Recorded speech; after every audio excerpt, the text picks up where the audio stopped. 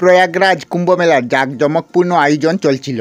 সঙ্গম তটে লাখ লাখ মানুষ ডুব দিচ্ছিল। মেলার সব জায়গায় সাধু সন্তদের জন্য তাঁবু লাগানো চলছিল। কিন্তু এবার এই পবিত্র আয়োজনের মধ্যে কি ঘটনা ঘটতে চলছিল যা সবার কল্পনার বাইরে। সেক্টর 14 এর বড় একটা শিবিরে একদিন সকালে নূতন একজন সাধু এসে পৌঁছালো। তার লম্বা দাড়ি, মাথায় চন্দনের লম্বা টিকা আর গেরুয়া পরিহিত বস্ত্র তাকে অন্য সাধুদের মতোই দেখাচ্ছে। ধীরে ধীরে নূতন সাধু শিবিরের ভিতরে প্রবেশ করলো আর মুখ্য সাধুর পায়ে প্রণাম করলো। এখন মুখ্য সাধু তাকে জিজ্ঞাসা করলেন, মহাত্মা, আপনার কোথা থেকে আগমন হয়েছে?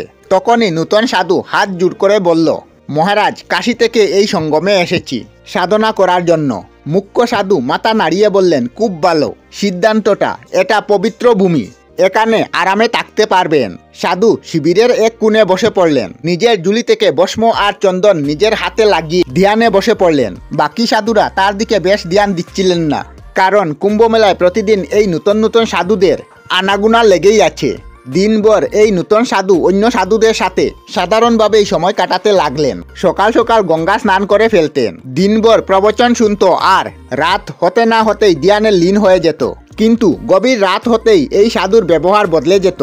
কিশোর নামে এই শিবিরের যে সেবার কাজ করত, ওই প্রথমবার খেয়াল করলো ওই সাধু রাতে চুপি চুপি বাইরে চলে যান। এক রাতে কিশোর দেখলো ওই সাধু শিবিরের পিছনে গেল আর চুপি চুপি কিছু একটা মাটির নিচে পুঁতে দিল। কিশোর পরের দিন সকালে তার বন্ধু মনীষকে বলল, ওই নূতন সাধুর মধ্যে নিশ্চয়ই কোনো গন্ডগোল আছে। তখন মনীষ বলল, কেন, কি করেছে ওই সাধু? কিশোর তখন বলল, এক রাতে আমি দেখলাম ওই সাধু মাটিতে কিছু একটা পুঁতেছে, জানি না, কিছু তো গন্ডগোল আছে। মনীষ তখন বলল, তোর সব কিছুতেই সন্দেহ, হয়তো কিছু পূজার জিনিস ছিল। কিন্তু কিশোরের মন শান্ত হলো না। সে মনে মনে ঠিক করলো ওই নূতন সাধুর উপরে নজর রাখবে। ওই দিন প্রয়াগরাজ পুলিশের কাছে একটা গুমনাম ফোন এলো। ফোনে বলা হলো একজন আতঙ্কবাদী সাধুর বেশে কুম্ভমেলায় লুকিয়ে আছে আর ও কোনো বড় হামলার ছক করছে। ওই কথা শুনে পুলিশ সঙ্গে সঙ্গে সতর্ক হয়ে গেল। পুলিশ ইন্সপেক্টর রাজীব শর্মা, উনি কুম্ভমেলা সুরক্ষার প্রধান চিফ ছিলেন, তিনি তার টিমকে পুরো অ্যালার্ট করে দিলেন। ইন্সপেক্টর রাজীব শর্মা বললেন, আমাদের প্রত্যেক শিবিরে তালাশি নিতে হবে, কোনো সন্দেহপূর্ণ গতিবিধির আড়াল করতে দেওয়া হবে না। বেশি বেশি আজব চেহারার মানুষের উপর নজর রাখলো পুলিশ। চুপি চুপি সকল শিবিরের উপর নজর রাখতে শুরু করলো। এদিকে সেক্টর 24-এর শিবিরের নূতন সাধু স্বাভাবিকভাবেই দিন কাটাচ্ছে, কিন্তু গভীর রাত হতেই সে তার কাজ চালিয়ে যাচ্ছিল। সেই দিন রাত কিশোর দেখলো রাতে সবাই শুয়ে পড়তেই নূতন সাধু ঝুলি নিয়ে বেরিয়ে পড়লো আর জনশূন্য একটি ঘাটে পৌঁছালো, যেখানে আগে থেকেই ওই অজানা লোকটি ছিল। অজানা লোকটি সাধুকে জিজ্ঞাসা করলো, কাজ কতদূর এগিয়েছে? সাধু বলল, এদিকে সব রেডি, এখন শুধু আদেশের অপেক্ষা। মহারাজ ও কিশোর আড়াল থেকে সবকিছু শুনে চমকে গেলেন। কিশোর তাদের কথাবার্তা রেকর্ড করলো। মহারাজ আস্তে আস্তে কিশোরকে বললেন, এখন পুলিশকে ফোন করো। কিশোর পুলিশকে ফোন করে জানালো ইন্সপেক্টর রাজীব শর্মা ও উনার টিম ঘটনাস্থলে পৌঁছালো। ইন্সপেক্টর বললেন, ওই সন্দেহভাজন সাধুকে হাতে নাতে ধরতে হবে। পুলিশ ঘাটে যাওয়ার সকল রাস্তা ঘেরে ফেললো। কয়েকজন পুলিশ শিবিরে ঘাটে পৌঁছালো, যেহেতু সাধু আর তার সাথীদের সন্দেহ না হয়। সাধু বলল, সকালেই সেই সময়, যখন ভিড় বাড়বে তখনই আমাদের প্ল্যান সাকসেস করতে হবে। অজানা ব্যক্তি বলল, এই হামলা থেকে সারা বিশ্বে একটি বার্তা পৌঁছাবে, কেউ ভাবতেও পারবে না মহাকুম্ভের মতো এক ধার্মিক জায়গায়ও টার্গেট বানানো যায়। পুলিশ টিম সেই সময়েই ঘেরে ফেললো। বলল, হাত উপরে করো। জুলনার তালাশি নিয়ে বেশ কিছু বিস্ফোরক ও নকশা পাওয়া গেল। সাধু ও তার সাথীকে গ্রেফতার করলো পুলিশ।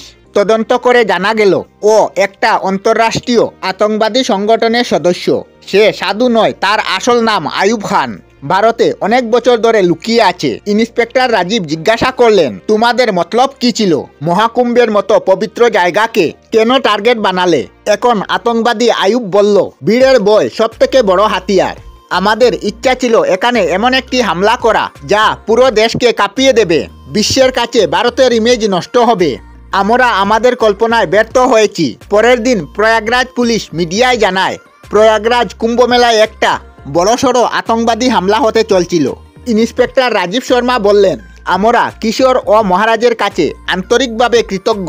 সব কিছু উনাদের সতর্কতা আর সাহসের পরিচয়। কিশোর আর মহারাজকে মহাকুম্ভ আয়োজন সমিতি সম্মানিত করেন। মহারাজ বললেন, আমরা তো সাধু, নিজের কর্তব্য পালন করেছি। মহাকুম্ভ পবিত্র আয়োজন, এটাকে কেউ অপবিত্র করতে পারে না। আর কিশোর বলল, আমি যদি ওই সাধুর উপর নজর না রাখতাম তাহলে হয়তো বড়সড় কোনো ঘটনা ঘটে যেতে পারত। মহাদেবের কৃপায় কোনো বড়সড় ঘটনা ঘটেনি। সবাইকে সতর্ক করিয়ে দিন যে ভক্তির মতো বড় আয়োজনে সুরক্ষাও অনেক বড় হওয়া উচিত।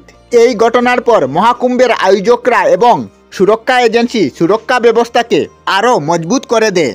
সমস্ত শিবির, সাধুসন্ত ও পুণ্যার্থীদের উপর নজরদারি বাড়িয়ে দেওয়া হয় যাতে ভবিষ্যতে এই ধরনের ঘটনা ঘটতে না পারে। সাধুসন্ত ও সাধারণ পুণ্যার্থীদের সতর্ক করা হয়, কোনো সন্দেহপূর্ণ কাজকর্ম করা হতে দেখলে সঙ্গে সঙ্গে তারা যেন পুলিশের সঙ্গে যোগাযোগ করে। মহাকুম্ভের মতো এই বিশাল আয়োজন ভারতের গর্ব। আসুন আমরা সবাই মিলে প্রার্থনা করি মহাকুম্ভ মেলায় শান্তি শৃঙ্খলা বজায় থাকুক। হর হর মহাদেব। আমরা আমাদের চ্যানেলে সব ধরনের ভিডিও আপলোড করি, যেমন ব্লগ, নিউজ, কুকিং ভিডিও, ধার্মিক আলোচনা ইত্যাদি। যদি আপনারা এই ধরনের ভিডিও দেখতে পছন্দ করেন তাহলে এই চ্যানেলটি নিশ্চয়ই সাবস্ক্রাইব করবেন। আমি আপনাদের সাথে বিদায়ক না, আজকের মতো বিদায় নিলাম। আর ভিডিওটি ভালো লাগে লাইক, শেয়ার ও কমেন্ট করবেন। ভিডিওটি সম্পূর্ণ দেখার জন্য অশেষ ধন্যবাদ।